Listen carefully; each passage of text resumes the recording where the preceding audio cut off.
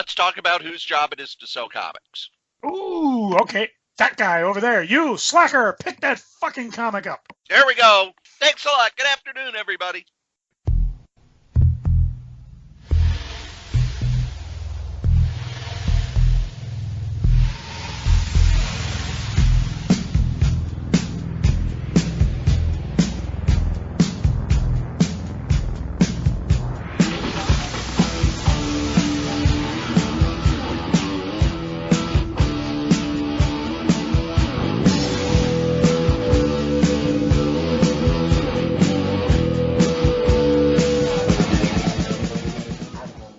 Welcome once again to Crazy Comics and Stories. It's me, your charming and delightful old Uncle Rat Bastard.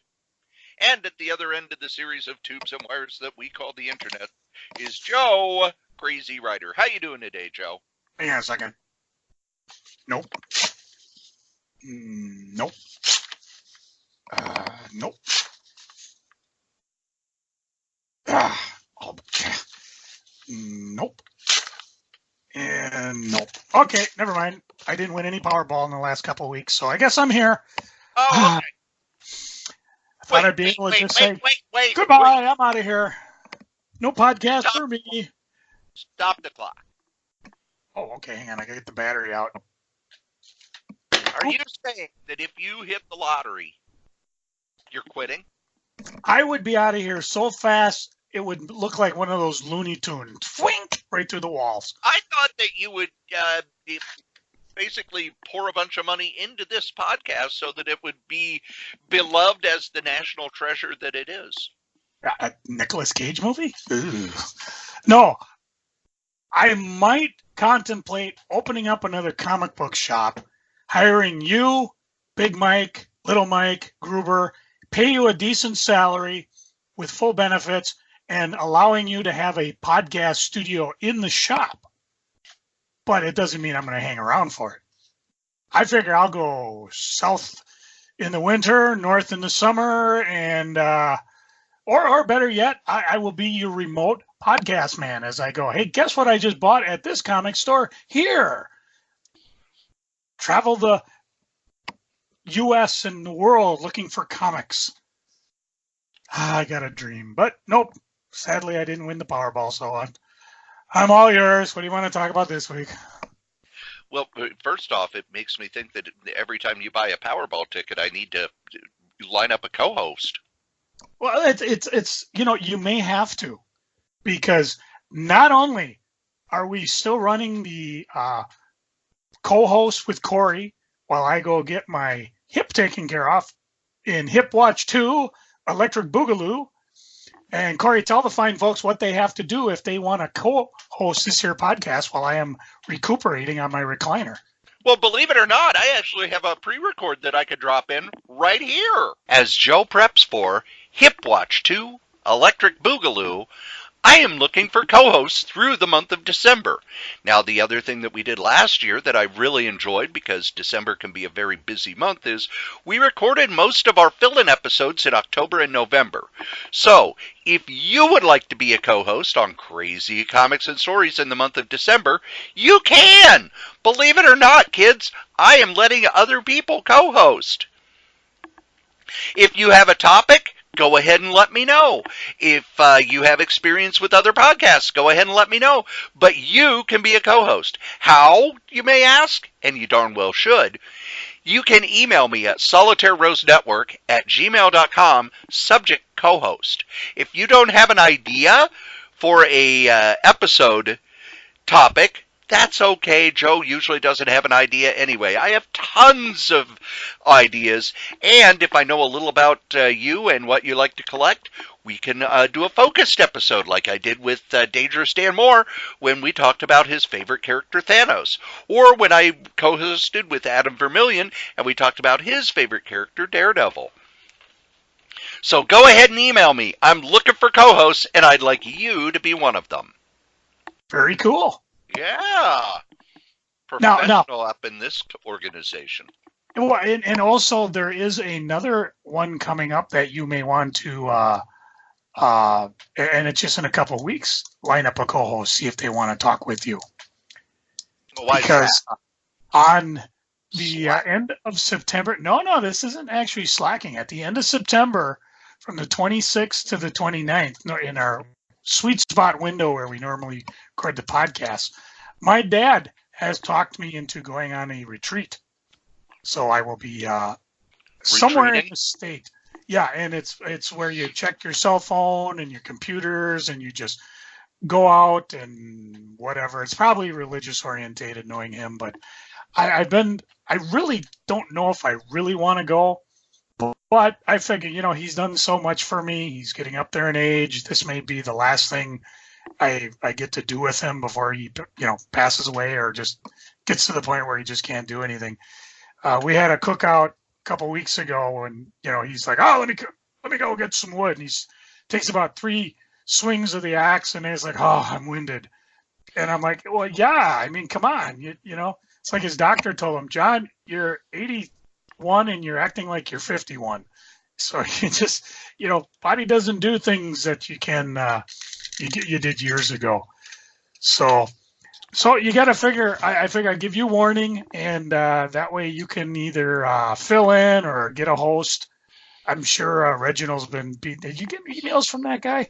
I get emails from him every day. I got it. Yeah, I just had to block him. He just talk to Cory. So, anyways, I just figured give you advance warning so that weekend you can. I told Reginald if he wants to do a podcast, he could do one on raccoons. Oh, that could be eminently annoying, but Oh, don't worry, I'll just throw them away. But still, yeah. There are some things even the Solitaire Rose Network won't put on their podcast network. I have to protect. I have to protect our beloved listeners. So you've been warned. I'm going to bail on you once again. I'm really getting into this bailing on you.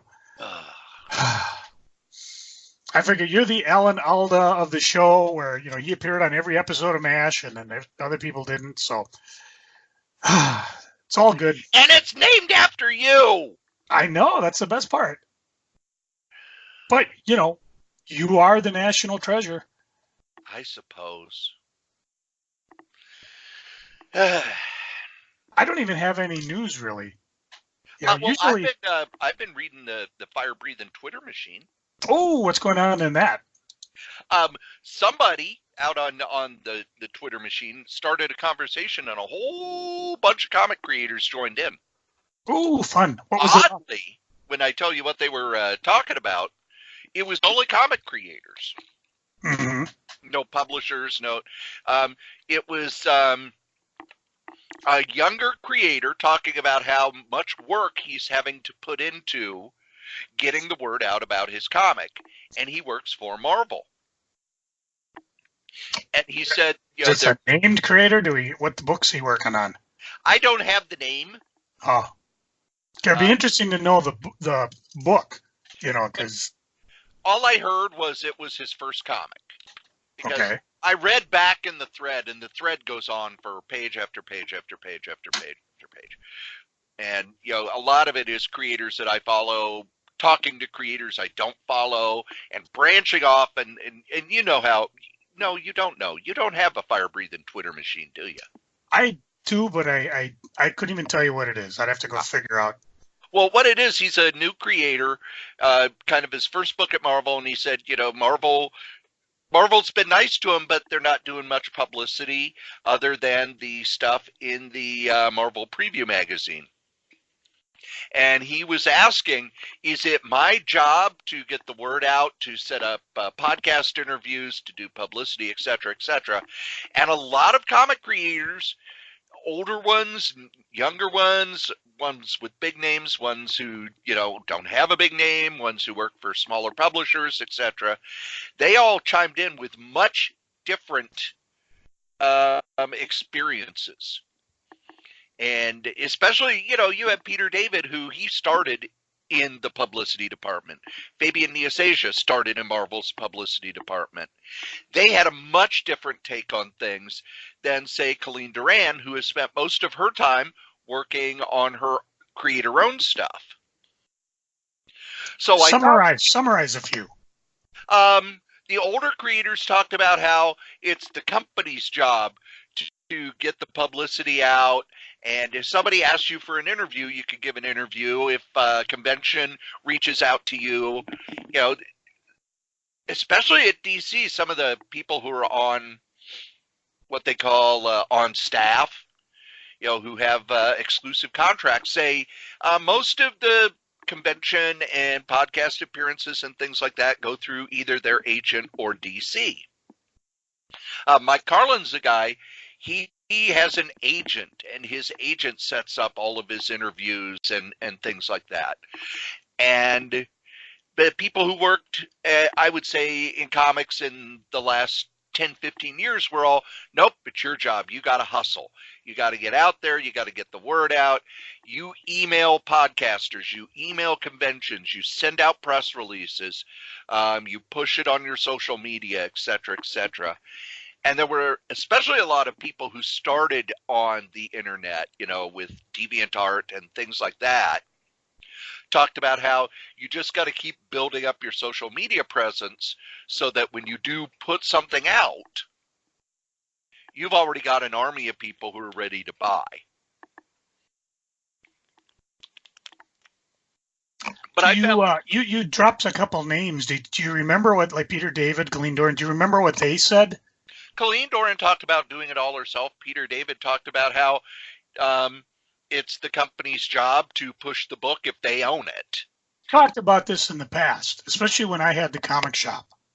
And we had actually kind of both means going, where there were times where a creator, and I wish I could, I know Mark Waid was one of them, and I cannot remember the other guy. He was a DC guy, and he actually sent something to the shop, and he must have gotten our name from whomever, Diamond, or from being in the back of Comic Buyer's Guide or whatever, saying, or being this in is my Wizard book. You were in Wizard too. I was in Wizard. I was in the Star Wars Report. But he sent something saying, this is my book. This is what I'm doing. I'd like you to give it a try. And I did order a few more for it. I mean, obviously, it's not a book that sticks with me. In the case of Mark Waid, I believe it was, I gave a good review on Marvel Team Up. I think it might have been just Mark Waid in general. I say anything Mark Waid writes, I'll buy. I often talk about the creator of Brewhead. And if you excuse me a second while I fire up the old Kray 4000, stand back. This is going to be messy. Oh, there it is right there. He actually sent me, we're talking Mike Pascal. He sent me a metallic logo foil cover and said, this is my book. Would you consider buying it? And I bought direct from him. I bought it through Diamond. And this was, of course, mid-'90s when comics were, well, they were past the death of Superman, start of Image, but still riding the crest. And because he did that, Brewhead became one of our better sellers. But again, both ways, I feel, and I'm talking from ex-retailer standpoint, if you can reach out, even if you're a local guy, I mean, we've got a lot of local guys in town, but even if you could reach out and just say, hey, I'm doing this book. Can I count on your support to your local retailers? I mean, how often do we see guys like Pat Gleason or versus like Dan Jurgens actually appearing in a local comic shop promoting their work? Or are they home working on their work? Well, I think there's a lot of it. Well, first I want to talk a little about the history. In the beginning, there was nothing. Depending on your religion. No, in the beginning, there was nothing. Even in the 70s, the only publicity that Marvel or DC did was house ads. Yeah. Conventions were something that I think there were small conventions. I remember when San Diego, through the 70s, they were happy if they had 1,000 people. Think about that. I remember going to the Chicago Con in 84 and 85, and it was a big deal that they had over 20,000 people. I mean, it was a big deal. They, full page in Comic Buyer's Guide. But in the 70s, there wasn't publicity because it was the comic creators didn't matter. To the hardcore fans they did, but the companies, you can look at how artists would change issue to issue. Doesn't matter as long as the book's out. And you also didn't have a problem where books would sell out so bloody fast and you didn't have a chance to get it. It wasn't. It happened. I mean, nowadays it did, but nowadays we already know when a book is. Howard the Duck #1. But Howard the Duck #1 didn't sell out. We didn't know it sold out before it even was published. No, but we heard about how it sold out so fast, and the story was such a big deal in that, I guess it was bought at the distribution level by people. So it wasn't even getting to stores. I'm reading conversations with Steve Gerber, and he talks about how Howard the Duck, he was mad that it sold out before getting to like grocery stores and 7-Elevens. He was like, the first issue, nobody got their hands on it because the speculators bought them all at the distribution level. Well, and everybody was gaming on Spider-Woman at the time, too, because they thought that was going to be the big seller. Well, Howard the Duck was nuts. Spider-Woman came later. Well, that was the thing. At the time, the retailers jumped on Spider-Woman because it was like, oh, Spider-Man, Spider-Woman. Howard the Duck came out of nowhere, and nobody was really paying attention, even with Spider-Man's appearance in it. But in the 70s, they didn't publicize comics outside of your comic. Do you remember when you picked up your first catalog that a distributor had? I know mine was Advance Comics, but I really don't remember when I picked it up. I remember that they had handouts in the 80s because at our comic shop, it would be, okay, this new series is starting. We need to know if you want it before thus and such date. And it was just a handout. And by the time probably the same time, because that would be when Gruber and I started buying to invest and to do the Weekend Warrior shtick, where, okay, here's your catalog. Rather than come and hope to pick up comics on the shelf, you could pre-order them and have them waiting for us. So that was probably it for me. And that would have had to been like, I think 83, maybe pre-83, 84, right about that time when we started using Advance Comics. I've been using it ever since. And I think the only other things that were out, I think the Comic Buyer Guide newspaper was out. And the Comic Reader.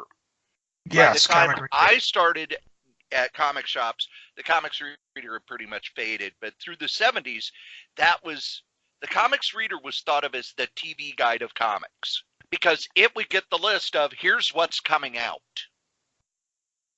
before it was published. And they would get that, Marvel, DC, they'd actually get it from Western or Gold Key and Kamiko, not Kamiko, Carlton. And then the Comics Buyer's Guide, by the time I started going to comic shops, Comic Buyer's Guide had become a tabloid newspaper, and it would have, here are the books that are coming out for the next 3 months. Oh, yeah, the big list in back that was broken down. And that was where your publicity was in the 80s, for the most part. Yeah, I remember the story, like, you talked about house ads. Climbing into Schindler's downtown Minneapolis and discovering ROM #1. Which was amazing because up until then, they didn't have any house ads for it. I don't recall seeing a house ad till like issue 2 or 3 was on the shelf. And I was like, oh my God, it's a Marvel. House ad too. I got to pick it up. It's a Marvel. I was a bit of a Marvel zombie back then. You remember the house ad itself? I think it was the page that Rom had, Rom came flying and poosh, he comes out of a big explosion. Rom has landed. Yeah. It was it showed this meteor crashing on Earth and him coming out in flames. Now you compare that to the other two properties, the Micronauts and the Shogun Warriors. I remember those house ads long before, well, maybe within months of #1's hitting, because I was ready for it. And that was the time I was buying from Greg Ketter's shop, the Complete Enchanter, downtown Minneapolis. It was like, okay, Micronauts Shogun Warrior. I'm looking for him. I'm waiting for him. And then in the 80s, you had the Comic Buyer's Guide, and there would be house ads and articles. Yeah. And Peter David has talked about how, everybody at Marvel, they knew to put their house ads in either Amazing Heroes, which was from Fantagraphics. It started as kind of a way to fund a lawsuit that they were fighting. And it became every 2 weeks, here's this magazine that would have, longer articles than the Comic Buyer's Guide. It would have hero histories, things like that. But it would have pretty much the same ads as the Comic Buyer's Guide. They wouldn't have the one ads in the back, but they would have all the publishers' ads. And they would also list, here's what's going to be in comic shops in 2 weeks.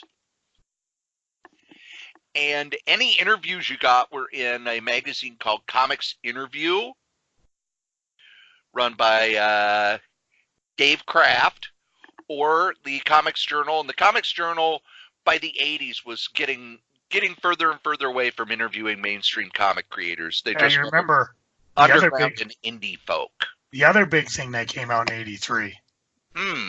Marvel Age. Yeah. Marvel Age #1 was, what was it? 25 cents. Yep. And it was basically a house organ for Marvel Comics. And oftentimes, some of those we've talked in the past. Some of them have gone up in value for collectors, especially. I'm looking like at number 12 that has, for some reason, the other ones are like a quarter, $3, $4. Number 12, $13 near mint, and some guys got one for $30 because must have the Secret Wars thing. But I remember buying those as well because I was a Marvel guy, and this was a way they could push. Do you remember who was on the cover of that Marvel Age #1? Wasn't it Christar? You are correct. Give that man a dime. Christar, of all things. That was a licensed product. Well, they needed to push it. DC did not have. They had a giveaway to Direct Currents, but I don't recall it as. I don't know. To me, I was like, why doesn't DC have one of these too? I agree. DC's was a 4-page thing that would just list what was coming out and maybe have 2 or 3 articles in it. And I always wondered why they didn't put as much money into the marketing as Marvel did. And now I know why. They didn't have it. They didn't have the money. Yeah, I'm like, I'll give you a quarter for what's coming up in DC. Marvel Age was about as much fun to read as half the comics were. But if you had a indie comic, forget it.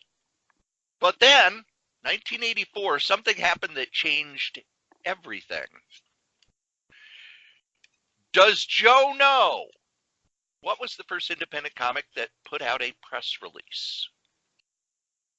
I think it was Pacific Comics, wasn't it? Was it Destroyer Duck? Because they were trying to fight to get Howard the Duck out of Marvel Comics? Nope. 1984. That was my guess. 2 guys in the Northeast were doing a parody comic. They'd done another comic that didn't sell at all, but they were doing a parody comic, so they sent out a press release that got picked up by the Associated Press for this new comic called Teenage Mutant Ninja Turtles.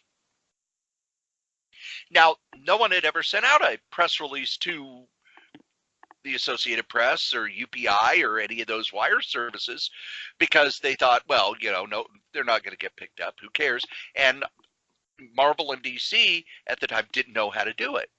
But they had an uncle who worked at a newspaper who said, oh, yeah, just send out a press release. Here's how to format it. Here's how to send it. And the weird thing is it got picked up by tons of newspapers because newspapers just go to like these wire services to look to fill space. Back in the 80s, newspapers, the publishers, didn't give a shit about the news. It's all right, we have this many ads, you need to write articles to fill space around them. And if they didn't have enough local articles, they'd just grab some off the wire. So this press release about Teenage Mutant Ninja Turtles got run in hundreds of newspapers. They printed 3,000 copies of the first issue. And it sold out day one. And they took the money from that and they went back to press. And one of the reasons there was such a delay for each issue, like issue 2 was going to be coming in 2 months and it was like 4 or 5 months later, because they had to keep reprinting each issue. They would sell out and the distributors go, we need more, we need more. And these guys didn't know how to run a publishing company. They were just a couple of kids. So they would go back to their printer and go, we have this much money. How many can we print? And from there, more and more publishers started getting in on sending out press releases.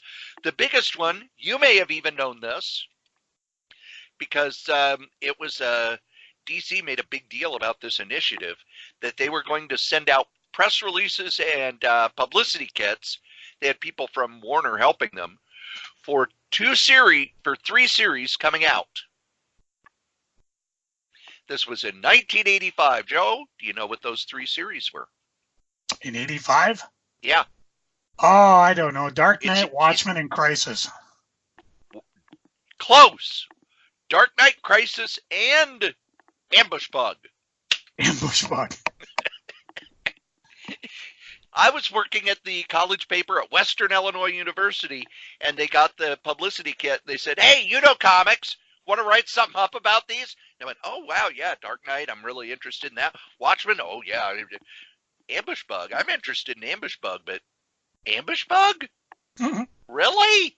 I remember Ambush Bug comic strips that you could run and did run in the daily newspaper, the college newspaper for University of Minnesota. And we've talked in the past about how a box of graphic novels showed up at the radio station I was working at as a big giveaway. And nobody knew what to do, and I kind of took it upon myself to do it because I knew graphic novels. And so, yeah, they were trying to push graphic novels out as not for kids, trying to get college kids involved and people into it. I think the ads were for Dreamhaven, too. They ran them, which was smart because they're located right on the University of Minnesota campus there. Well, and let's also remember, this was back when you and I started in our comics retail journey. DC especially, but Marvel as well, was offering a form of co-op where if you ran an ad that was one of their approved ads, what was it? Because you ran it on TV. Well, we're pay in the half 90s and you pay now. half. Yeah, we're in the 90s now. But it started in the 80s. Yeah.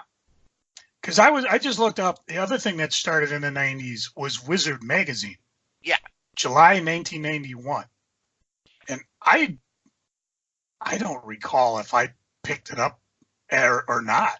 I remember I would pick it up occasionally, but unless they had, I think I take that back, because I do recall sending in the coupons in the middle, because for every coupon you send in, you would get a Unity Zero or a special only issue available if you mailed away for it.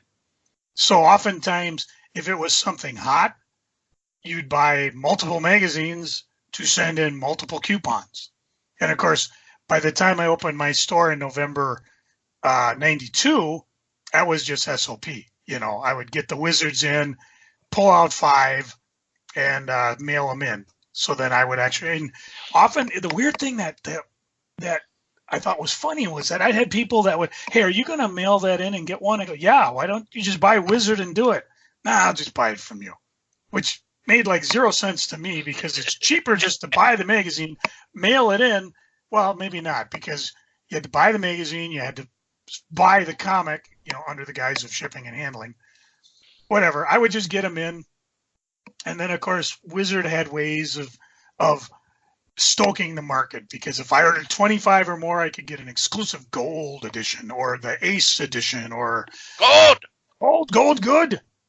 So, and then one of the things with Wizard was they found out really early that they could push books, because they their first batch of issues, boy, they had a real hard on for Vertigo.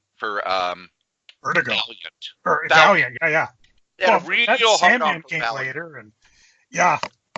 And I remember at the time working at Schindler's. Now, we were talking about co-op. Schindler's milked that co-op like you can't believe. They would run ads in the sports section on the third page of the Star Tribune on certain days. And they would set them up in such a way so that either Marvel or DC paid for them, even though it was mostly for, because if you used their layout, they'd pay half and you'd pay half. It wasn't like now where it's if you want to do co-op, they give you credit. Nope, it was cash money. Yeah, you got cash back. But when Wizard first came out, Schindler's didn't give a shit. They didn't care. But pretty quickly, they found that whatever Wizard would push as a back issue or a new issue would sell. So we would get stacks of Wizard. And I think part of it was because Wizard was also available through newsstands. So they'd just order a few, through Cap City. And then they'd get all of the Wizards that were to go to newsstands at Schindler's. And they would blow out there. But we were told when a new issue of Wizard came out, if you were the comic person, you were to before you put them out, you were to go through whatever they pushed as a hot back issue, you were to grab and put away. And then the next month, see what they put it as a price. So there were people, remember comic shops could get their comics on Thursday nights.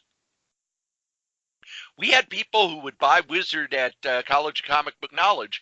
They'd be there first thing Friday morning with the list of whatever Wizard had told them to put, whatever Wizard was pushing. Yeah. And in a lot of ways, it really set off the second speculator boom. Because the first speculator boom was through Teenage Mutant Ninja Turtles. Yeah, and that led to the black and white craze of the 80s, where any black and white was hot. Fish Police, Kung Fu Kangaroos, generic geriatric gerbils, Penguin, whatever. Penguin Samurai. Yes, that was Penguin the last Samurai, one I remember. Pat and I buying tons of, and it just kind of flopped. I will take a left turn here. What was that? The publisher, Slave Labor. That started Slave Labor. When's the first time, did you ever pick up Comic Shop News? That's the weekly newspaper that's still available through your better comic shops. Schindler's refused to get it because basically you would buy it and then you had to give it away. Yeah, it was started in 87. Oh, no. We got to sell it. Yeah. I mean, I used to get it, and I remember putting piles of it away, recycling them when they got old. And for a while, we started aggressively putting them into people's bags. And they didn't want them. Well, some did, some didn't. I tell most people, if I give you something free, you don't like it, just recycle it. But that's still around today. And I don't even know how influential it is or if people use it even. But it must be doing something because they say they have given away over 1,400 a week. And I know I pick up the previews for when they do the preview for the next quarter, or they have the big Fred Hembeck cover for the Christmas thing or whatever. So because it's mostly some news, original comic content, and other things. And like I said, not every store carries it because, as Cory alluded to, they buy it in a bundle of 100 and then they give it away. So I mean, for a smaller shop, and I don't even think I ordered it for when I did Crazy Comics, but I did get it with the bigger store. Now, another reason that exists and still exists, pretty much every article in there is paid for. Yeah. If you want to be cover featured, you buy that. And again, that's the publisher buying it. It's not like Comic Shop News goes, hey, we really like this comic that's coming out this week. Let's talk to the publisher so we could get a cover to put on our giveaway. Nope. DC, Marvel, Image, Dark Horse, ID, they come to them and say, this week is when blah, blah, blah comes out. We want to buy that cover. We want to have this article. or they will go to the publishers and go, for summer we're doing science fiction. So if you want to buy an ad in our science fiction issue, the deadline is this. They're what is known as an ad zine, where they don't, they're not a newspaper. They don't exist to break news. They're not doing journalism. By the way, if you want to check it out, go to CSN Cider. Get it? Comic Shop Insider. CSNSIDER.com. And they give you a little blurb about it. They have a copy of number 1 you can look at from 1987. You can fire up on their Twitter machine. And they also feature the covers like Cory talked about. But it's if you're a distributor, if you're a comic store, you get it through Diamond Comics. And they actually promote the comic book locator service. So, again, if you're interested, talk to your local comic store. They have to buy it. They get it in bundles of 90, but I get them, and then every so often I just recycle them. Except I do keep the ones that have the Fred Hembeck covers because I kind of like those. It's one of those where, we get our books through DCB Service. I'd love if DCB Service bought it and threw one in there, but they don't, and I'm not going to worry about it that much because Lord knows I get enough comic news. Yeah. So nowadays, let's talk about how it is currently. Yeah, I mean, we talk about previews. I mean, we do a show a month on previews where that's where we get a lot of the information. Online, certainly I get stuff through Bleeding Cool. I see a lot of stuff on Facebook. I do appreciate it when comic creators, whether it's Mark Stegbauer, our good buddy, or Peter David, mention, hey, I'm doing this. Because there's a lot of, I don't know, what do you call it, information overload. And any little bit to catch my eye, especially if you're pushing something that's not going to be in previews. Because previews is probably the number one way that I find out what's coming up. We don't really cover in this podcast, we talk about breaking news stuff, but we don't really cover a lot. Oh, this came out of San Diego. This came out of New York, blah, blah, blah, all this news. Because that's kind of, you can find that almost anywhere on the net if you're so tied into it. Because a lot of times Cory knows things that I don't know yet. Because I'm kind of like, when I had my comic shop, I always talked about I existed in 3 realities. What's coming out now, what's coming out 2 months from now, and what I've got to reorder. And so if it wasn't in one of those 3 things, it didn't exist. You'd come and say, oh, when's the next Battle Chaser coming out? Well, it didn't come out this week. It's not in the previews this month, and I cannot back order it. So to me, it doesn't exist. And I suspect for most retailers, it's that way as well, because they are constantly in one of those 3 states, and they also look back to see, well, what did sell? And this is just comic books. I'm not talking graphic novels because it's a whole different animal. I think there's a 4th world that they live in now that you didn't have to deal with as much. Mm-hmm. And that is every Friday you have final order cutoff. I had cutoff, but it was monthly, not. And that started coming around towards the end of Hot Comics. And as technology progressed, it was more of a godsend because that was, you would be able to up an order, especially like number 1 came out, sold out real fast. Well, you can still up orders on 2 and 3. Or if it really stunk, you could lower it. They kind of did it with when I had Crazy Comics, 2004, 2006. Occasionally they'd come and they'd say, well, I'm trying to think of Miss Mystic number 7 is really late. Here's your chance to lower sales if you want.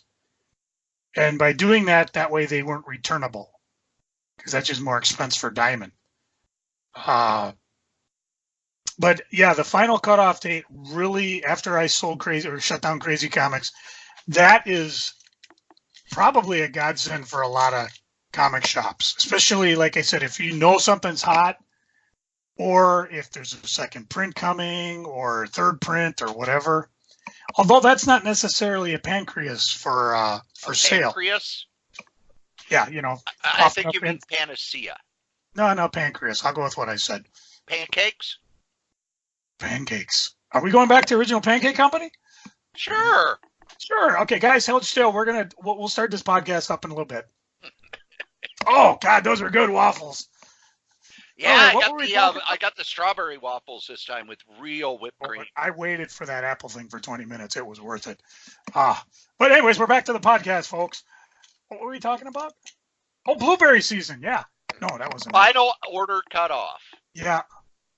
I may have to call Tim and ask him. Let me write that down. How does he use that final order cutoff, or if he does? But now, back when you had Crazy Comics, there were a couple of comic podcasts. Now there are 100 bajillion. But no one's a national treasure like us. That's true.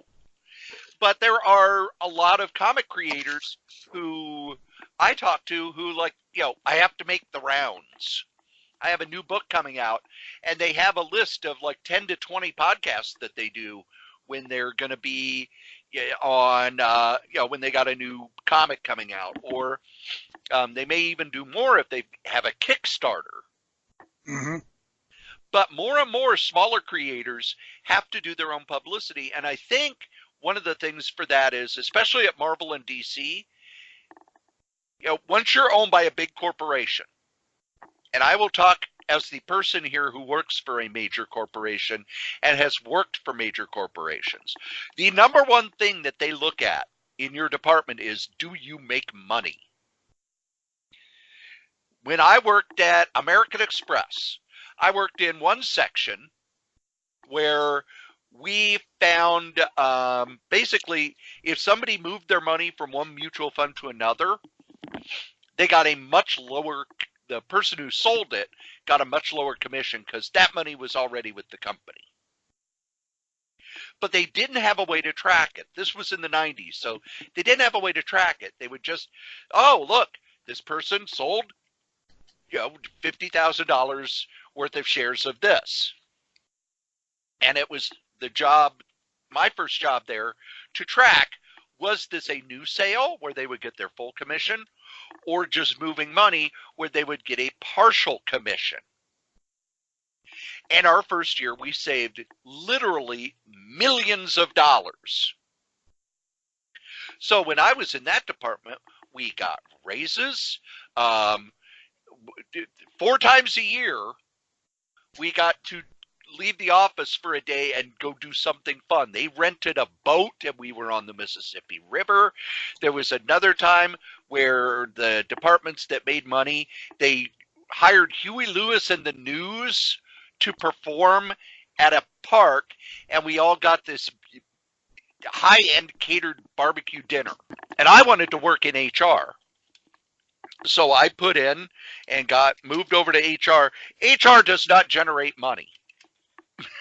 HR spends money. They spend money and they do it through their legal, and they're required to do it for legal processes. So we didn't get 4 times a year. We got once a year. There were no bonuses, and our once a year thing is, well, you guys can go to the lake and get Subway. Here you go. Here's your 6-foot sandwich. Sandwich. Who's performing? Nobody. No sandwich for you. Nobody's performing. You get a half day off to go eat a sandwich at the lake. So I imagine the publicity department, there are 2 things going on, and Peter David and Fabian Nicieza both talked about it because they worked at Marvel in the 90s, and the publicity department had a lot of power then. But would they publicize a new book? Would they publicize a book that's not doing well? No. They would publicize a book that everybody knew would sell well. They'd publicize the X-Men and they'd publicize Spider-Man. That way, they could point to the sales and go, look at those huge sales. We did that. Because the publicity department saw people getting laid off right and left. So it's, well, we need to justify our jobs. So the X-Men are going to do this Age of Apocalypse thing. Oh, we'll put 30% of our ad buys into that. That way, when it comes out, and there are 10 new X-Men #1s in 1 month, and the sales are all 500,000 each, we could say, well, look at what we did. We publicized this story, and each comic in it sold 10 million, sold 500,000 copies. And that's a very corporate thing.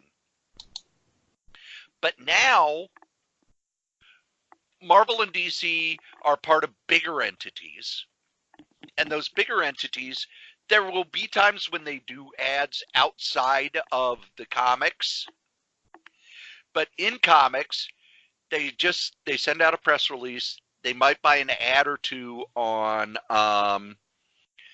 CB Comic Book Resources, CBR, or they used to buy ads on Newsarama, but not anymore because Newsarama has become kind of a list website. Are they going to buy ads on podcasts? No, they have their own podcast. See, now, Don't and this listen is to something. Crazy Comics and Stories. Listen to the Marvel podcast. Here's where I want to actually throw some cold water on the industry.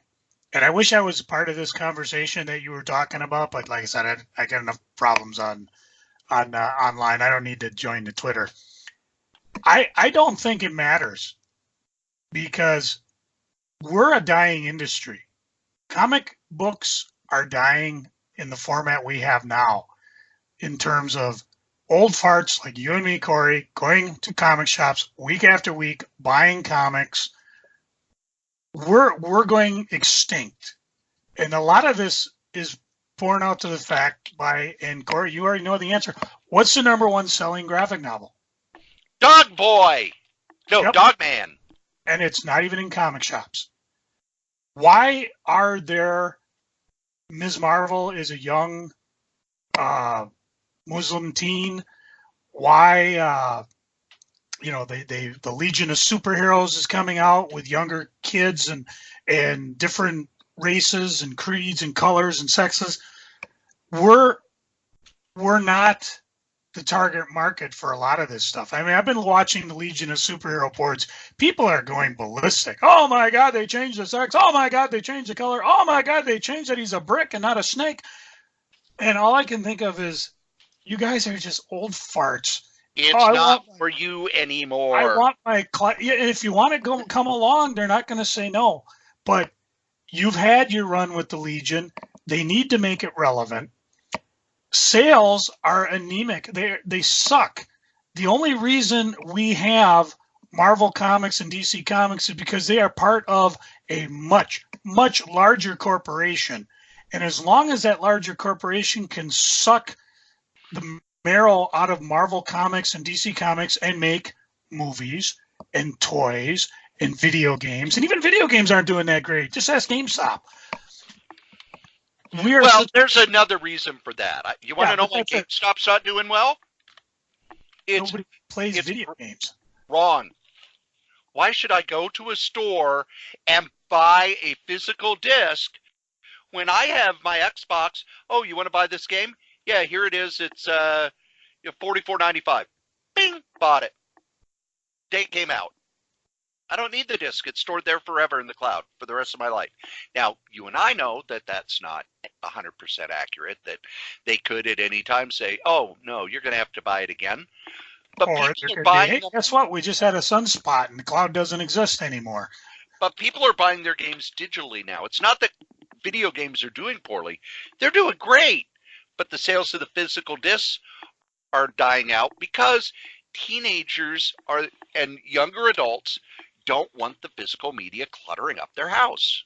And which is why comic books don't sell the way they used to. They will in graphic novels. I talk about watching the kids read Black Panther, read Miles Morales Spider-Man, read what is Gwen called now?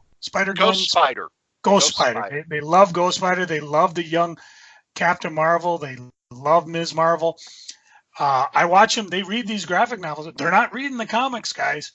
We are a fossil. We are a dinosaur. Remember what I used to call, and I called my shop this way back when I bought Hot Comics St. Paul. I'm a niche market. I cater to a small group of fans. If I can suddenly win and somebody decides because Spider-Man Homecoming was the best thing since sliced bread, and everybody's beating down my door for a copy of the latest Spider-Man comic. You know the last time that happened, Corey? This is for a dime, by the way. I remember. Gosh, I know the X-Men, they boofed that. The last time I remember it really was Batman. Nope. With the Batman movie, people went crazy, and no matter what we put on the shelf at Schindler's that said Batman, it was gone. Next day, it was gone. See, I didn't have the shop then. For me, Death of Superman. Yeah. That was when people that don't normally pay attention to comics came into the shop, and that was, of course, the first week I had the shop. Nothing has happened since then. Everything is just. Well, we talk about why do events I sell? think Walking Dead, I doubt it was, lines around the block. But if you look at Walking Dead graphic novels, they did okay. And then when the TV show started, boom. Yeah, not the comic. Nope, the graphic novels constantly jumped in. Joe, the comic jumped in sales from the mid-20s to the 60s and 70s. Which is pathetic considering what that was cancel zone when I had my comic shop. Gary Groth from Fangraphics said comics are dying because if you constantly look at the way the sales were back in the golden age when there wasn't a lot of media, they've constantly trending downward. Occasionally you get blips where they go up. The direct market, Dark Knight, Image, and even to this day, like you said, Walking Dead. But when you used to go on and on with the sales, it's always fascinating because you talk about, well, yeah, they did 20, 30,000. No, Cancel Zone was 50,000 back when I had Hot Comics. And it's just constantly going downwards. I would love to know, and I think some creators would, if things like the DC and the Marvel Online or Comixology or that makes any difference to these guys' sales or to their cut of the action. With Marvel Unlimited, nobody gets a cut. With DC, it's in their contract that they get a cut, but no one is talking about what that cut is, because I remember Dan Jurgens told me specifically to my face that DC would never do an all-you-could-eat service like Marvel Unlimited because there are royalty agreements. Now, I don't know what changed, but obviously something changed. Comixology and Amazon both, they treat that like a regular sale. And also, you can buy comics digitally one at a time for Marvel. That's treated as a regular sale for royalties.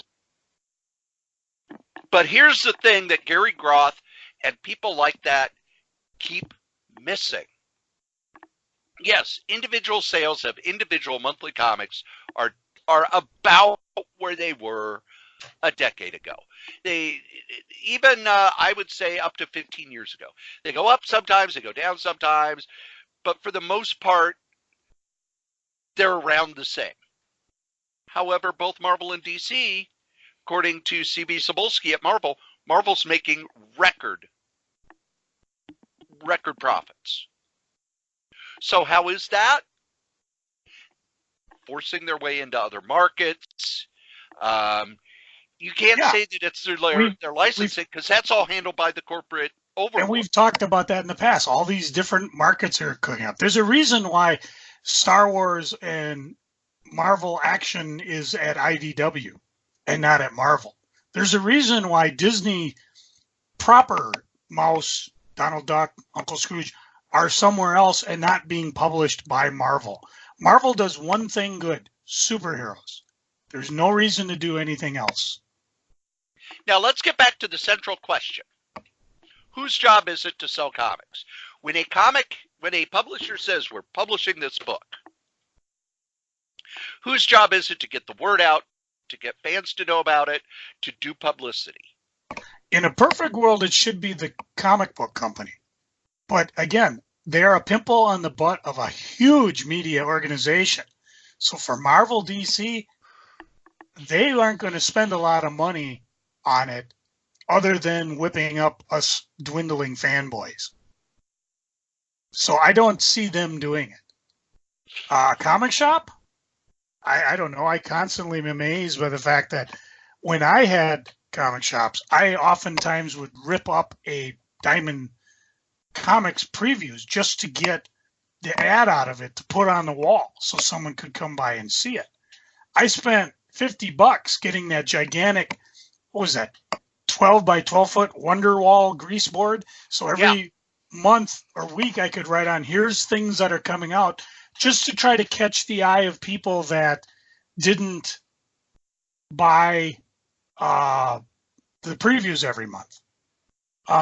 You constantly rail about licensed products. Why are they spending all this money on licensed product? They're not making money at it.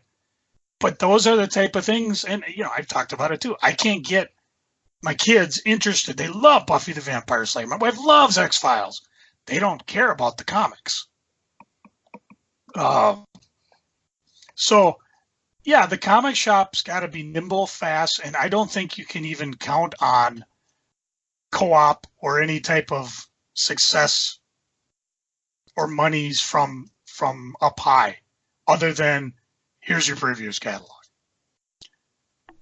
And here's another problem that a comic shop would have that you might have had at some point in the 90s, but it faded away by the end of the 90s. There's so much shit coming out. Yeah. There's so much shit coming out. There are more comics being printed now than any time in history. Even more than at the peak in the 40s and 50s. There are more individual comics coming out. And if it's not, if it's not a known property, you're going to put it on the shelf and people are going to go, I don't know. Yeah. So and that's a problem. I mean, we luck out because we got shops like Hot Comics and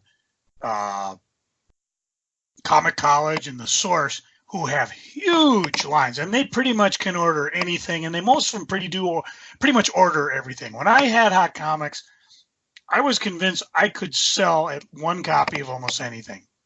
And I did, even maybe not off the shelf, because like Cerebus, I had enough people buying Cerebus, I could put one Cerebus on the shelf. And then I would catch that person and say, hey, add it to your list. Rinse, lather, repeat. Things like X-Men, Spawn, Batman, Superman, they pretty much sell themselves. You're either in it or you're out of it. But take a book like Legion of Superheroes that's coming out. How would you get that into a fan's hands, especially someone who has no idea who these people were or why it is such a big deal? Well, they're spinning it out of the Superman books, but really, think of all the new, take a look at DC. We'll talk about it when we get previews. How many new number ones there are? Oh, and there are these, even though we don't do Vertigo anymore. We don't do Mad anymore. We don't do this. we've got the Young Animal line. We have the Joe Hill line. We have the DC Black. We have more and you're more counting and on more the fact more. that it's going to catch our attention. Yeah. Of all the books in it, and we don't even cover what we buy month to month. We'll probably do that when January rolls around. We'll do another, this is what we buy regular. And we're doing our part. We're promoting. We're usually pretty positive about it. Get down to the, again, one thing that a lot of shops have now that I didn't, you got social media. You want to push your products that you get in. You want to say, hey, I've got Walking Dead. We're doing this or whatever. Here's Legion of Superheroes. It's coming back. This is the history of it, blah, blah, blah. We're taking orders for it. You can create your own excitement through social media. If a comic shop, I busted a butt trying to get a website, and I don't think I ever did for any of my shops, worth note. But now with Facebook, with Twitter, with Instagram, you've got your own fire machine, and you can make the heat you want and get people going. And I'll talk about it when we get to geeking, because there's a couple shops that I want to mention, things like that. How about at a creator level? What would you say to a creator? If I were a comic creator, I would say that unless you're on a big name book or you've got a big enough fan base before doing a new book, Half your job is doing the book and the other half is promoting it. Even if it is a big company. Even if you're Mark Wade goes out and does the publicity rounds. Carl Kessel goes out and does the publicity rounds. I think it's important as a creator to realize that in today's world, your job is to sell your stuff, even if someone else is publishing it. Image is like a, what do they call it, a co-partner, where if they accept you, you get, Image will do these things for you. But you're the one who has to go out and do your publicity. Yeah, you're the one who has to send out. them a fee to do it. And also, you're the one who has to drum up interest in your book. And I would say, even if you're at Marvel and you're not on the X-Men or Spider-Man, if you're on even a book like Punisher or Ghost Rider, you need to be the one going out and at conventions, handing out the preview of it, going on podcasts and interviewing, setting up interviews with Comic Book Resources and comicbook.com and all of that. Because the comic company themselves, they're going to push what's right for them. You have to build a groundswell for you. And I will always go back to when Peter David took over the Hulk. When he took over the Hulk, nobody said this at the time, but Byrne had basically burned the book so bad that it was near cancellation. You know, it had bumped up when Byrne came on, and then when he left, the bottom fell out. And it really didn't matter who took over the book after that, because he only did 6 issues. Shops just said, yeah. It was such a big deal because he was coming off. They did that big switch between Alpha Flight and Hulk, the creative teams, which was kind of fun at the time. And Alpha Flight wasn't doing well either. They were trying to do something. He left, and the bottom fell out of the sales. So what Peter David did,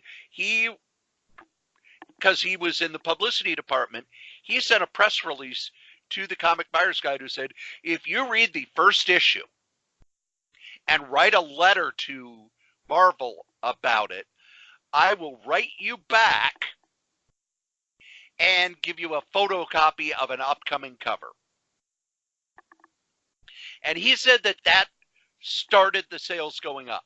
He saw an uptick then. And what would happen was every time he would announce that there was a 3 or 4 part story and they'd put it on the cover, sales would go up again. To the point where when he did that Countdown 4-part story that had the Walt Simonson covers, the publicity department at Marvel was coming to him and going, oh, well, what are you doing with this Countdown? How can we, publicize this? Because he said flat out, I'd raised the sales enough, and they had looked at the sales charts to see that every time I did one of these, sales would trend up for each issue. They wanted to take ownership of that. So they would come to me rather than me going to them or having to go around them. So what you're saying is you need to go to your friendly bookstore like we did for podcasting and buy one of those marketing for dummies. Yeah. And use it. And the other thing is, you've got free advertising. I remember when I first got on MySpace, the first thing I did was started looking for the comic creators I like. Joe, was that because I wanted to be fanboy or I wanted to be their pal? Nope. I wanted to know what they were working on. Because they would go, oh, I've got this book coming out. And they were just doing it because it was the thing to do. Now you've got people like Matt Wagner, whose work I love anyway. But Matt Wagner, 3 months before a book is in previews, hey, I just signed the contract for this. A month before it's in previews, hey, I just got done with the cover for the first issue. It's going to be in previews next month. As time for the book comes out, he puts more and more to the point where he was doing Mage every Sunday. Here's the page I worked on. It would be without the lettering. It wouldn't be colored. It would be, here it is. It's inked. Here's your Mage Sunday page. Or Joel McCrea, who's doing, he did Dead Rabbit. Now they're doing it. They couldn't call it that because it's a copyrighted term in Ireland. So it's now Dead Eyes. He's pushing it. That's all he posts about. or when he's posting a commission. Hey, for Day of Dread, I did this Dread thing, and guess what's coming out in 3 weeks? So more and more and more, they have to really push their own stuff. And you've got Facebook and Twitter and Instagram and everything else to do so. And if you're a creator and you're not doing that, if you don't have a running list of podcasts that, hey, I got this new book coming out, I will email all the hosts and go, hey, I've got this coming out. Do you want to interview me about it? I've gotten a few of those. I'm not going to say who told me because I talk about it on the podcast and I can't think of them all off the top of my head. And at Ahoy, one of the things they do that is just brilliant, they've gotten the list of every podcaster, website, etc. every week. Hey, here's what we're announcing this week. These people are available for interviews. This is some of, if you want to run preview art, here it is. They're sending that out. The publisher's doing it. And it helps that all of the, the main writers are also owners of the company. But you've got to do that. And one of the biggest things for that is there's so much information being shoveled at you at rapid speed. I talk about in previews all the time. The damn thing's over 600 pages. And once you get past the 5, I forget what they're called, preview publishers or premier publishers. Yeah. Once you get past the 5 preview publishers, oh my God, the print is tiny, the pages are terribly designed, and it's just, oh, here's an ad. Yep. So you get lost in the shuffle. Fantagraphics has a mailing list that they've been using for at least 15 years. I get a catalog from Fantagraphics once a year. Here's what we have available. Here's what's coming out over the next year. I doubt there are a lot of publishers that could do that, but because they're a prestige publisher that only publishes books now, they work more with book distributors, and book distributors, they want to know what you're publishing for the next year. Same with Drawn and Quarterly. Same with other things. A lot of people who are omnibus collectors have tapped into where Marvel and DC send that information to the book distributors. So we really know the hardcovers and major softcovers that DC and Marvel are putting out for the next year. Marvel's not ready to gear up on it, but I think as a creator, as much as it should be the publisher's job, as much as it should be the distributor's job, as much as it should be the comic shop's job, it's your job to make sure people know about your book and want to buy it. Put out those preview pages, do those interviews, build hype. There was one creator, I don't even remember who it was, but they said, yeah, I feel like I should apologize because I'm not putting out as much personal information. I'm just putting out hype. And I actually messaged him and said, you need to put out hype. You're on page 350 of a 600-page catalog that you may, if you're lucky, someone will spend 10 seconds on. You should be pushing this every time you go online. And the other thing is, on your feed, you think it's there and, oh, wow, I've made my one big post for the day. Guess what? That's going to scroll off people's feeds within an hour. Jerry Seinfeld talked about it with Twitter. He said, why should I waste my jokes on Twitter? I'll put it up and it speeds by. Most people won't see it, and the few who do, well, if they didn't log into Twitter today, they're not going to see anything from me. Why should I waste my jokes on that? And he's Jerry Seinfeld. He can get away with that. He sells tickets just being Jerry Seinfeld. But if you're Joe Schmo, the comic creator, you better be putting up that stuff on Twitter and Instagram and Facebook at least once a day and maybe twice. Or let people know, hey, every Sunday at 6 o'clock, I publish a preview. Anything to add, Joe? No, I think we got it covered. I mean, whether it was back in my day where you give me a phone call or actually mail me something versus nowadays, you don't even have to do that because Facebook, Twitter, Instagram, And of course, if at our level, you could do, well, we don't want you to do a rival podcast, too many of us out there already. Although you could come on the show and tell us the books you like, because, or you could support these guys, our sponsors. Promotional consideration is paid for by the following sponsors. Our first sponsor is DreamHost.com. DreamHost.com has been with us since the beginning. They're the best web host in the whole known universe. And if you need a web host, and you do because, Facebook, Google+, everything gets hacked. But if you set up your own web page, it'll never get hacked. Unless you kind of make some mistakes or pick an easy password like password. But still, you can have your own web page. If you use the code CRAYZ, K-R-A-Y-Z, you get $20 off your first year. When you're at the office, do you often run to the vending machine for snacks? Those things are terrible for you. Instead, have snacks delivered to you. So go to Graze.com. Graze.com has healthy snacks that you can decide what kind of snacks you want, how often you want them, whether they get delivered to you, or if you choose them every time. I myself get the subscription box every 2 weeks so that I have healthy things to eat when I'm at work. You can get a free box by using the code CORYS3R5P. Matter of fact, use that code your fifth and your first box are free. Again, that's CORYS3R5P. If you'd like to advertise on any of the Solitaire Rose Podcast Network shows, you can. Just send us an email at solitairerosenetwork@gmail.com. Thanks. Wow, you did the plug this time. I know. I just thought I just sat back and I've been I was sleeping while you were talking, but I mean, so figured I'd just let you go on because we pretty much, I think we covered it pretty good.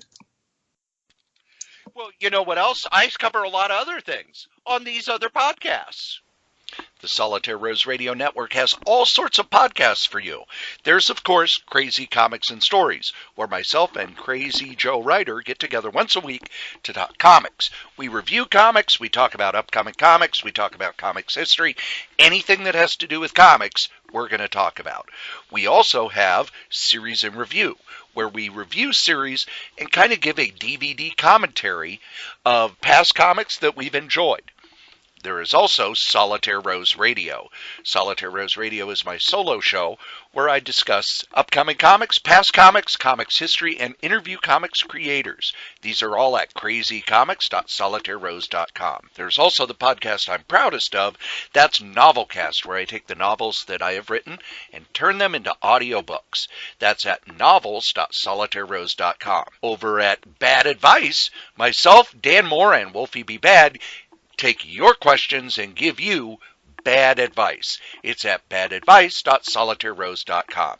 Now, don't think that I'm doing all the podcasts, because there's also Scrabbling Across the West by Dave Coffell and Stephanie Coffell. Dave is a musician and Stephanie is his wife.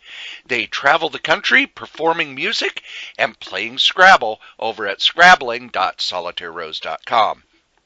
And finally, the newest member of the Solitaire Rose Radio group, that's Fantastic Forecast, where myself and host of For the Love of Comics, Adam Vermillion, go over the series The Fantastic Four, 4 issues at a time. That's available at fantasticforecast.solitairerose.com. If you would like to advertise on any of these podcasts, you can. Just email me at solitairerosenetwork@gmail.com.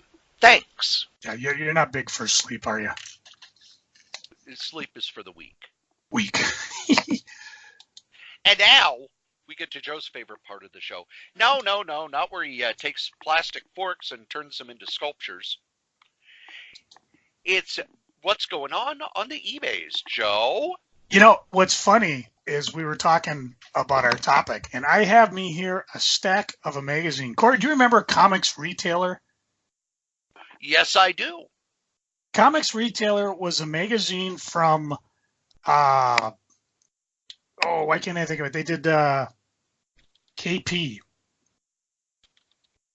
Kraus, that's what, Kraus Publishing. Yeah, they did the aforementioned comic shop retailer or comic buyer's guide that we lovingly talk about that's no longer in existence.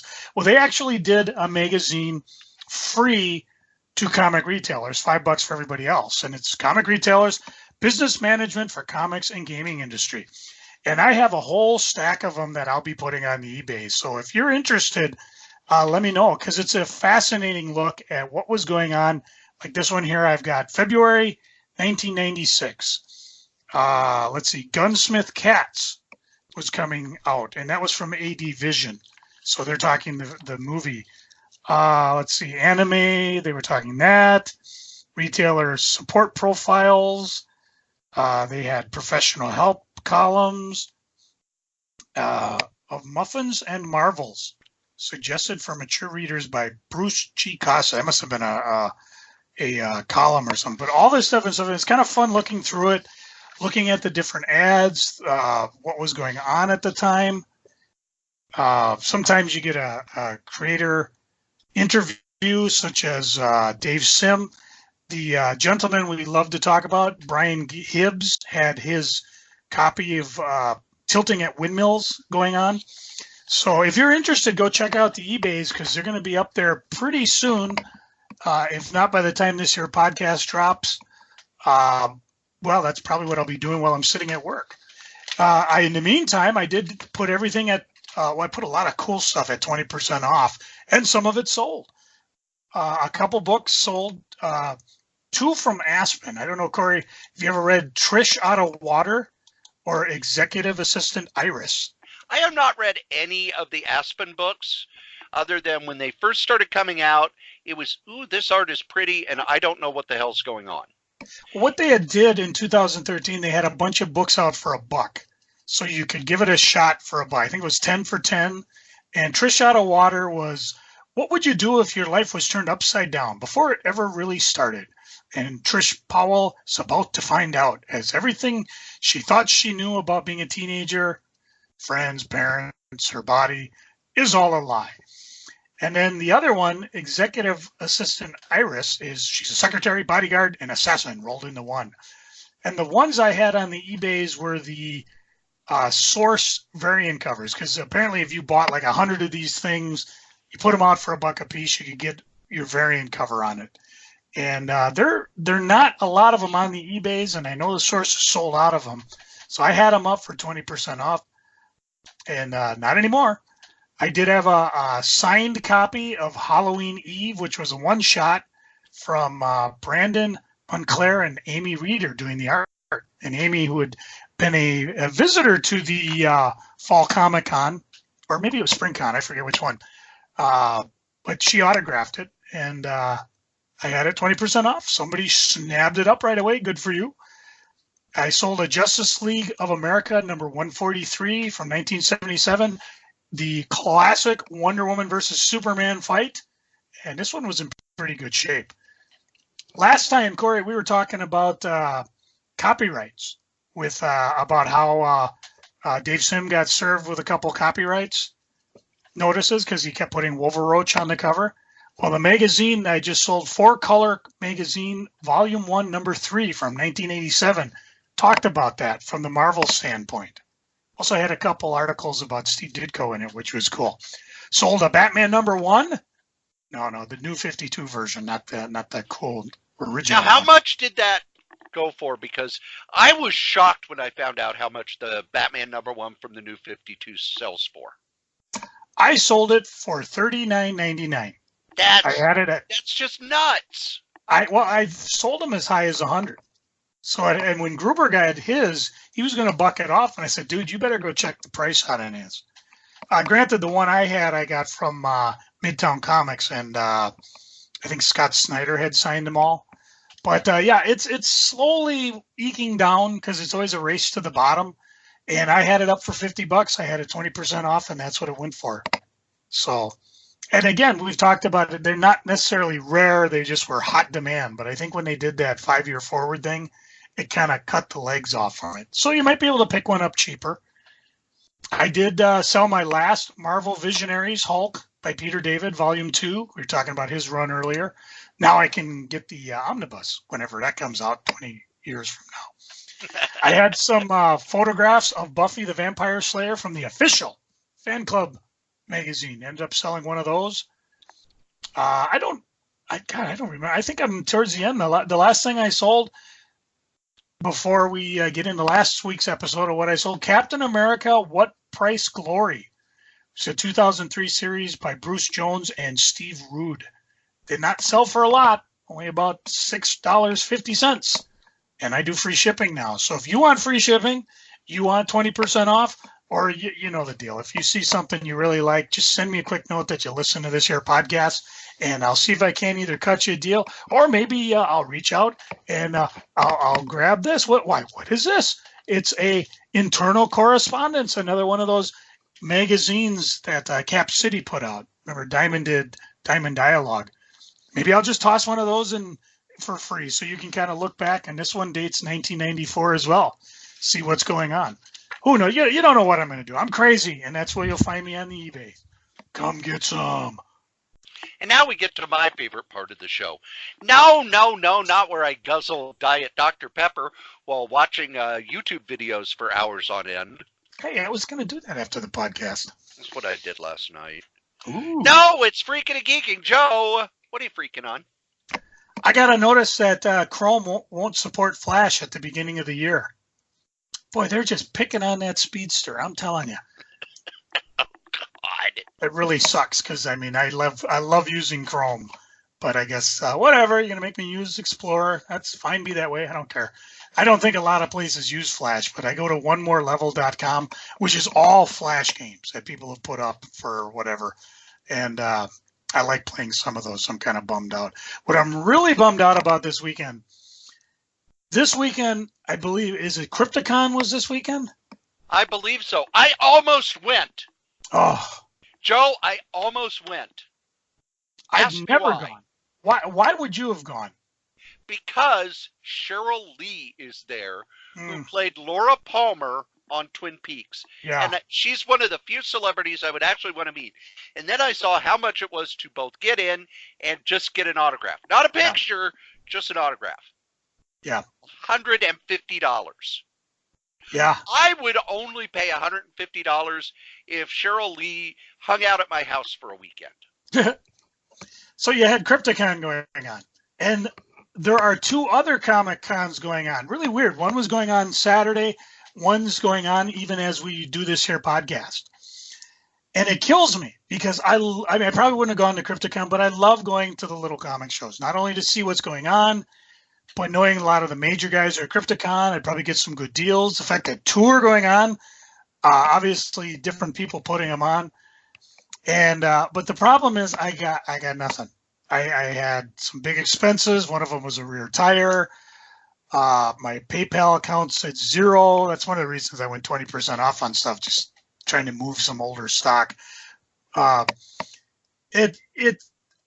cons don't come around that much. I mean, yeah, Cory and I went to Mind's Eye a couple weeks ago, and I spent some money on some of the hardcovers and graphic novels. They were blowing out at 70% off. So I mean, I got enough, but I like going to the shows. You go see people you haven't seen.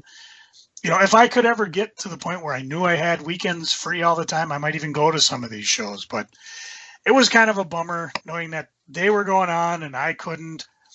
The only thing that keeps me going is that, in fact, I will be at Fall Comic Con, the One Day Wonder, October 5th, 2019, 10 a.m. to 6 p.m. I'll be there the whole day. 33,000 square foot of comic book mayhem. There'll be a lot of guest creators.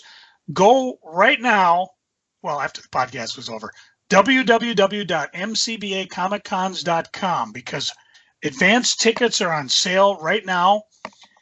The guest list is up. The dealer list is up. Everything's ready to go. So when you get there to the Minnesota State Fair Education Building.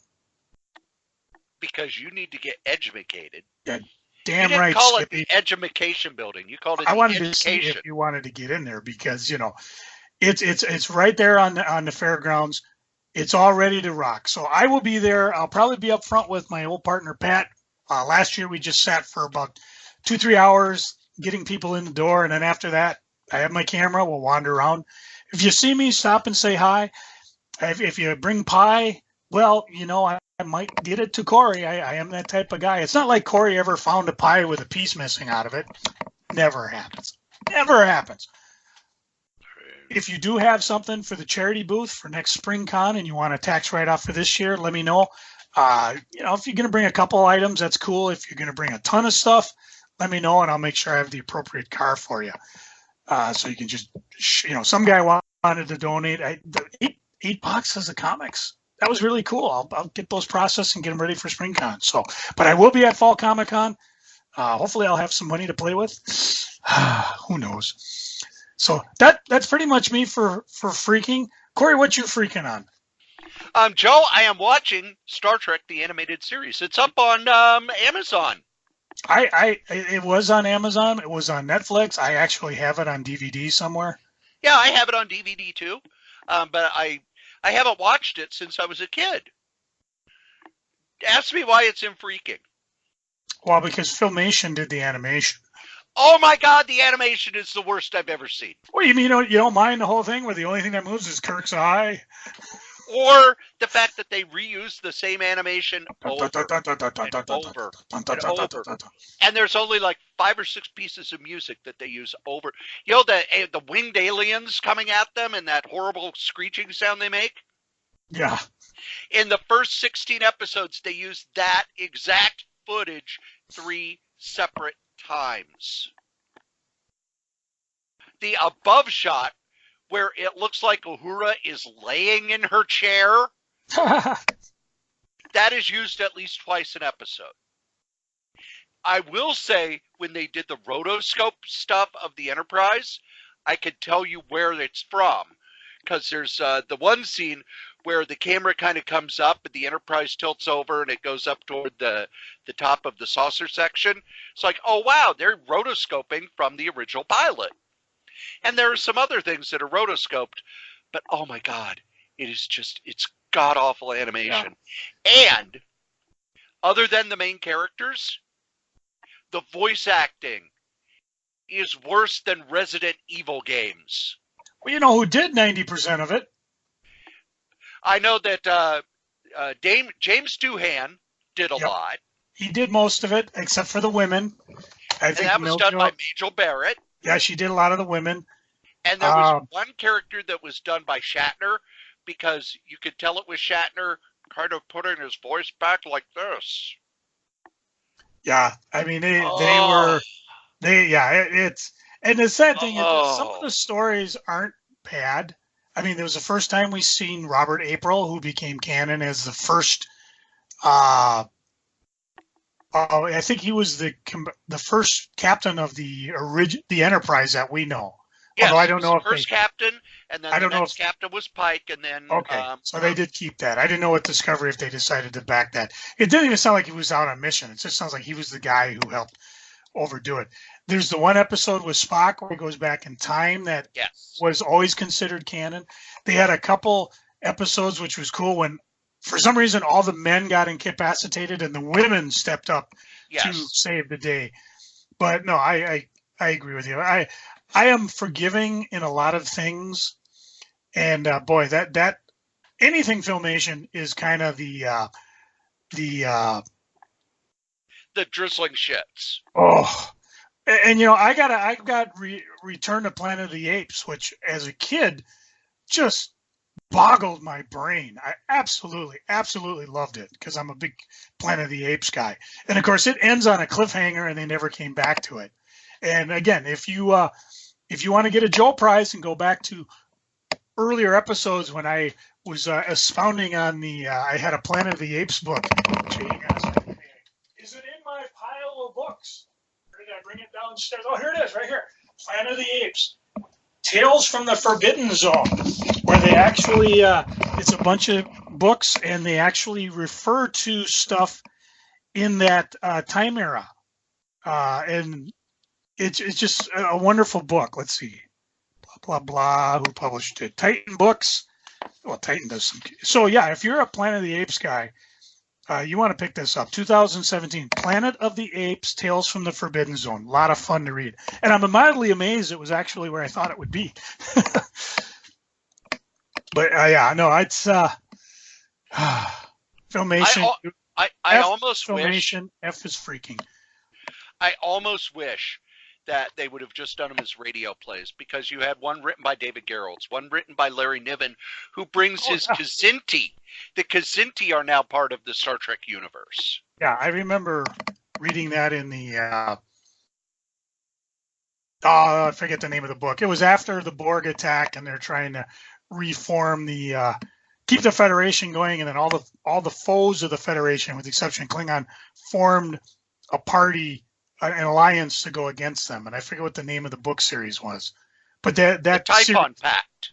Yes, and that species plays a big part in it. The other thing is, a lot of these episodes I don't know if I saw or not, because when I was a kid, anything scary, I couldn't take it. But I remember Alan Dean Foster did adaptations just like he did the original episodes, and the original episodes were just Star Trek 1, 2, 3, 4, 5, 6, 7, 8, 9, 10, 11, and 12. And each episode was kind of condensed down to a short story. And then the animated were Star Trek logs. And there were 9 of them, so they did one of each episode. But he also expanded on them so that there were only 3 episodes per book. And he added tons of detail. So there were, like the one with Spock's childhood, I'm watching it going, wait a minute, I remember there being a lot more in this. And I grabbed one of my reference books, and it's like, when Alan Dean Foster did the adaptation of the animated series, the original books had sold so well, they told him to expand it so they could basically so they could put out more books. But, and it's, on the good episodes, it's really frustrating. It's so frustrating because it's like, this could be good if it wasn't just so damn ugly. Or the voice acting wasn't so just bargain basement terrible. Joe, what are you geeking on? Well, I mentioned earlier about using social media to push your shop. Heroic Games over at Minnehaha in Minneapolis, they moved to a larger location. And it's pretty easy to get from the old store. Just get to the old store and move 3 feet over to the open door. That's the new store. So Paul Zeniski,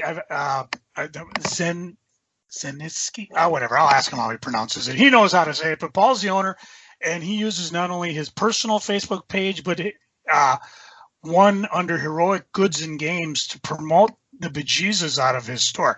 Not only stuff that he's doing, but he also gets on things like there's a one called Minnesota Toy Posse, who that basically just guys who get together and they talk a lot about the toys that they pick up or things that they're looking for. Hey, these guys are swapping out this. Plus, and I'm going to this, or it's going to be a freaking Sunday, September 15th, 9 a.m. to 3 p.m. at the Bloomington Knights of Columbus. They're doing a back-to-school swap for the Minnesota Toy Posse. 1114 American Boulevard in Bloomington. I love going to these because you see tons of dealers. I see tons of friends that I were there. That's how I found out about Heroic Games and about how I found out the one comic shop over in Maplewood, because Epic Comics, because they were there promoting their stuff. And so they're not only online promoting their stuff, but I don't know, it's just a fun time to go. There are guys with comics, there's guys with toys, and although I'm sitting here doing the second best thing, talking with Cory about comics and stuff, I'd rather be at the con having some fun.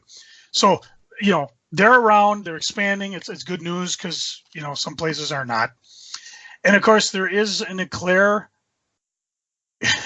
Now I'm hungry for. I know it's cream filled and everything. But I was going to mention. Let's see if I can find it here. Dun dun dun dun dun dun dun dun dun dun dun dun dun dun. Over at in Eau Claire, Wisconsin, they've got a Comic-Con on the 14th as well. That's on Saturday. So if you get a chance to head over there, go to their con on Saturday, then go to the Toy Posse on. So I might be busy this upcoming weekend, Cory. I'm going to have time to pod. Heck, there's even a fall hobby show and sale going on at the Minnesota Fairgrounds with the Twin Cities Model Railroad Museum. And I love model railroading. I don't have one. It's one of those things I always wish I did. But I love going to that too. So I got to get back on the eBays. I need some money. I wonder if I could sell some body parts. Oh, well, let's see. What else is going on? Oh, I actually read some comics, if you can believe that. I'm not going to bore you, but the two of them I read. Number one, I read, it's a 4-issue series from Marvel called Death's Head. And this is the classic Death's Head from the 70s, where he talks in weird, take yourself out. Yes, he talks in just a weird format, almost like a reverse Yoda. And something's happened to him because when we see him, he's basically the percussion set of a band. And when he wakes up, he's not too happy about it. So I enjoyed the first issue. It leads on a cliffhanger. Imagine issue 2 is out. We talked this up in previews, and of course now I got to read it. History of Marvel Universe #1. Mark Waid wrote it, so it's already on my buy list. This is just one of those books that come out occasionally where they line up everything and talk to you about Marvel Comics.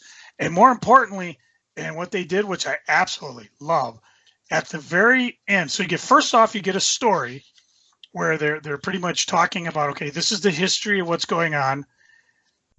And I believe it's Silver. Who's somebody talking to Galactus? Is it Silver Surfer? Yes. Okay. No, it's Franklin Richards. Oh, okay, that's even better. But then they give the how do you say it? Annotations.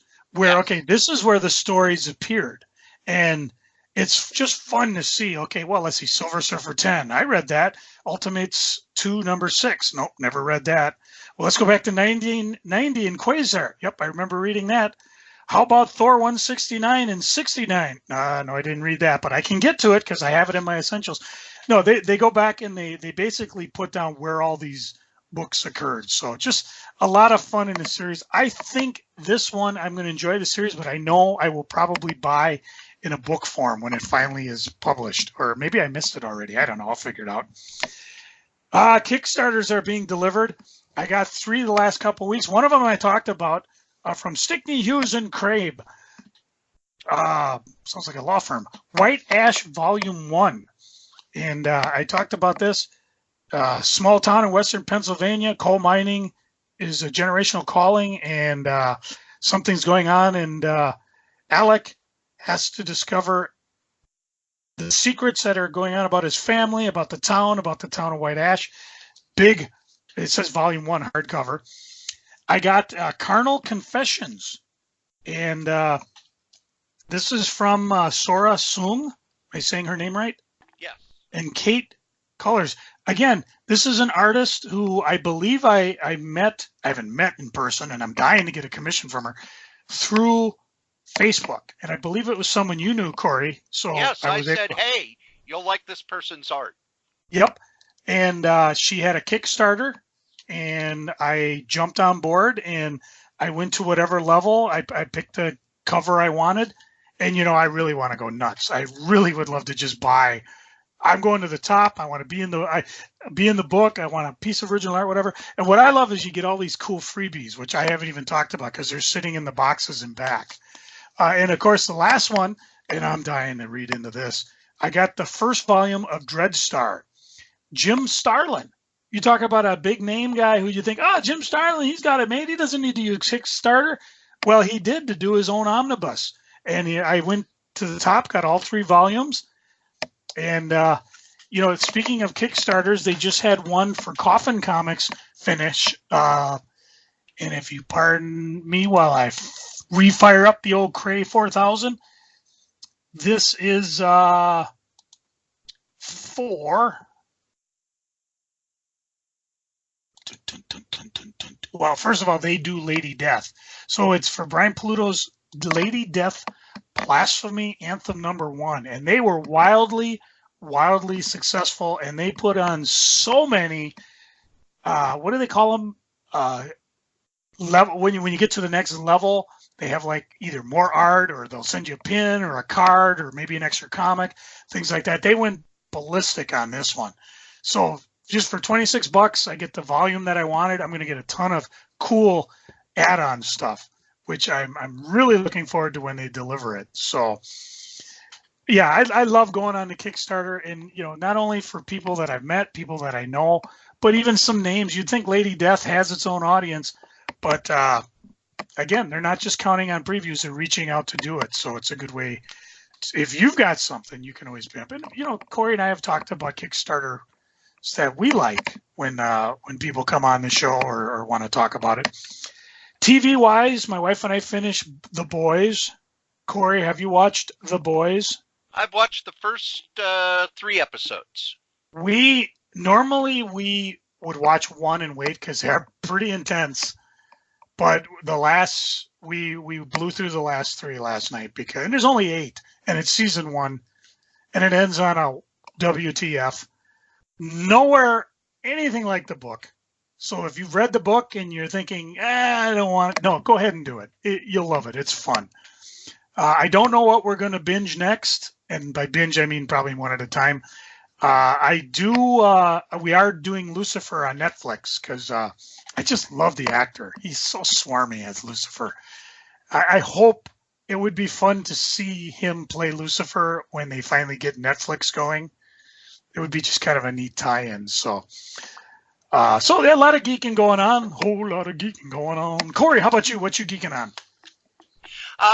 Well, first, I've had time to watch stuff on the streaming services, Joe. Oh, you must have quit one of your podcasts. I'm sorry. No, I it was a holiday weekend last weekend, and I didn't have a single day where I just got to hang out and be at home because I either worked or went to a comic shop and spent $220. But I had Tuesday and Wednesday nights off, and I was too exhausted to I'll watch a movie. Nah, I'm too tired. I just kind of watched stuff that was pretty. Slow TV is no longer on Netflix, but it does have its own channel on Pluto TV, and then there's a channel on my Roku for 4K Spotlight, and it spotlights different 4K videos. And there was one that I found, it's like 8 or 9 hours long, and it's a guy driving around, a national park out in Utah during the fall. So you see the mountains and the hillsides and all the trees are different colors, and he's just driving, and I hate to say this, maybe I am getting old, but I just put that on and just watched it. It's like going for a long drive where you don't have to worry about gas. It is so pretty. Comic wise, I read some really cool comics. I read the first issue of Neil Adams' Batman versus Ra's al Ghul. Story doesn't make a goddamn bit of sense, but it's Neil Adams art, and that's enough for me. And there were some pages where it's like, I'm not even going to bother figuring out what he's doing here. I just want to look at the art. I read Superman Year One, numbers 1 and 2, which is written by Frank Miller and drawn by John Romita Jr., and they have worked together before. They worked together on the Daredevil Man Without Fear miniseries. Now, there are some things that continuity nuts are a little mad about, but I'd like to remind them, one, this is in DC Black. 2, he said this is in the Dark Knight universe. So this is not exactly the Superman you know. It's the Superman who fought Batman in Dark Knight 2 and in Dark Knight 1. And if you keep that in mind as you read it, it really makes a lot of sense. It is a different version of Superman, one who wasn't as humble, and one who thought more about country than the world. And when you read it that way, it's really fascinating. John Romita Jr.'s art is something that is almost polarizing. There are some people like me who really love it, who love the power and the immensity of it. And there are other people who don't like it. While I understand the people who don't like it, I don't agree with them. This is a really good mini-series, and I'll probably go into a lot more detail when the 3rd issue drops out. Another comic we talked about a while back, Lenore is back. Lenore is a humor comic about a dead girl. She's a zombie, but not a zombie, but more of a she's dead and thinks it's really cute. This comic has been around in various forms for a long time. And you remember back when I had Hot Comics, because we had women who would come in just to buy that and Johnny the Homicidal Maniac. And I remember there was one woman who was goth, and she would come in and we'd talk with her. And then one time she came in without makeup on. And we didn't recognize her. Well, I think we recognized her. We just gave her a little grief. But it was I remember it took us a while. She had to tell us who she was. And then we're like, oh, yeah. Boy, are we stupid. But the thing I could never read Johnny the Homicidal Maniac, and I'm not saying, I don't like the story or don't like. No, I couldn't read it. The lettering was so goddamn terrible. Small. I couldn't read it. That needs to be in a big paperback. But Lenore was kind of this weird, quirky, dark humor, and I'm glad it's back. The art keeps improving every time he comes back. It's been 4 years between issues, and it ended on a cliffhanger. And they moved forward from that, making fun of the fact that it was 4 years ago on a cliffhanger. But Roman Dirge, who probably gets a lot of money working in animation, really, really fun stuff if you like that style of humor. And then the last comic that I'm going to be putting on the geeking rack is pure nostalgia. That's all it is. Spider-Man Going Big. Spider-Man Going Big is 3 stories by different creators. The first one is a Gary Conway story. And it reads like a social issue comic that Gary used to do in the 70s. I don't know the story behind how this came about, because it really reads like a story he would have done in the 70s or 80s. Drawn in a very 80s style. And I'm not saying a 90s style, because the 90s was all scratchy and kinetic. And this is more in an 80s style where it's very much, it almost reads like a Sal Buscema story. And it really, one of the things that I talk about is you can't wallow in nostalgia. If all you're selling is nostalgia, you're not going to last long. Because remember when Hulk Hogan came back to the WWE, his first time around the loop, he was a huge star, and they actually would have an issue with the live shows because he would get an ovation that would last 5 or 6 minutes. And believe it or not, that's why they put him on SmackDown, because SmackDown was pre-taped. They could edit out so that it's not 5 minutes of TV time of people cheering. And then the second time he came around, ticket sales were softer, and he didn't get as much of a play. By the third time he came around, it was nobody cared. Because nostalgia has a limited lifespan. This is how nostalgia should be worked.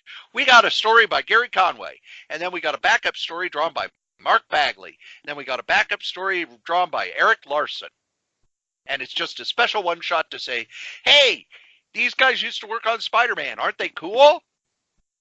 It's not, we're going to put Gary Conway on the main Spider-Man book, and have him do, 3 years. Because as much as I like Gary Conway, his storytelling isn't modern. And people under our age would read it and go, wow, this is moving wrong. Because he tells stories in a different way than modern creators do. That doesn't mean it's worse. It doesn't mean it's better. It's just different. It's like when you watch a movie from the 70s, they're very different than a movie now, because in the 70s, the filmmakers would actually take more time. Shots would last longer. It would take a while to set up the characters before things started going.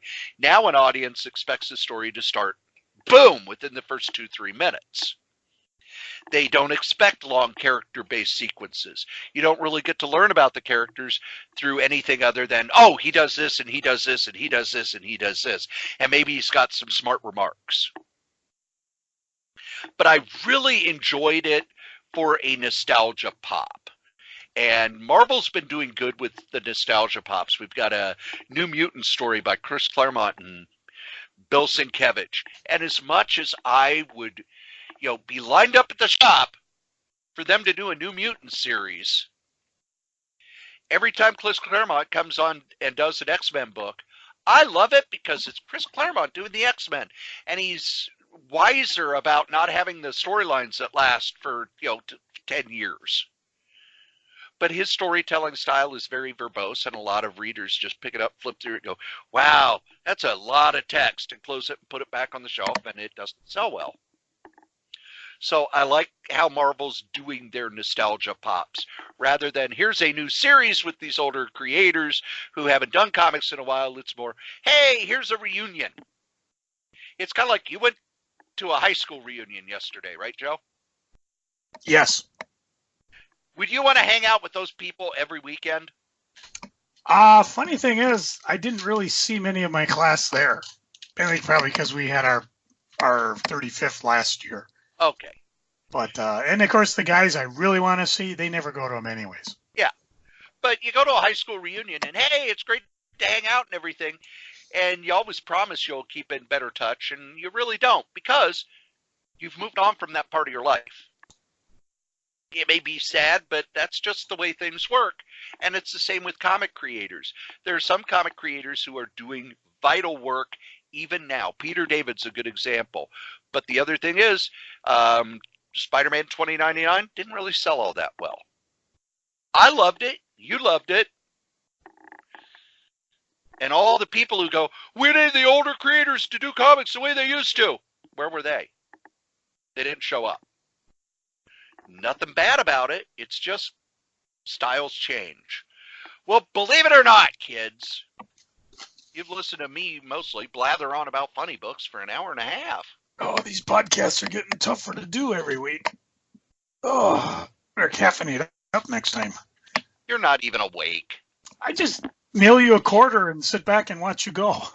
And as we say every week, the comic we like the least, we still like better than the comic that you like the most. Joe? A cow walked up to a kangaroo one day. At least I think it was during the day. It might have been in the evening. But for the story's sake, let's just say it was during the day. Anyways, the cow walked up to the kangaroo and said, "What have you got in your pouch?" The kangaroo was really shocked by the cow's question and gave a funny reply. I wish I could remember what the kangaroo said, because it was really hysterical. I mean, when I first heard the joke, I laughed till I dropped my teeth. Go ahead, Cory, hit my music. I don't get it.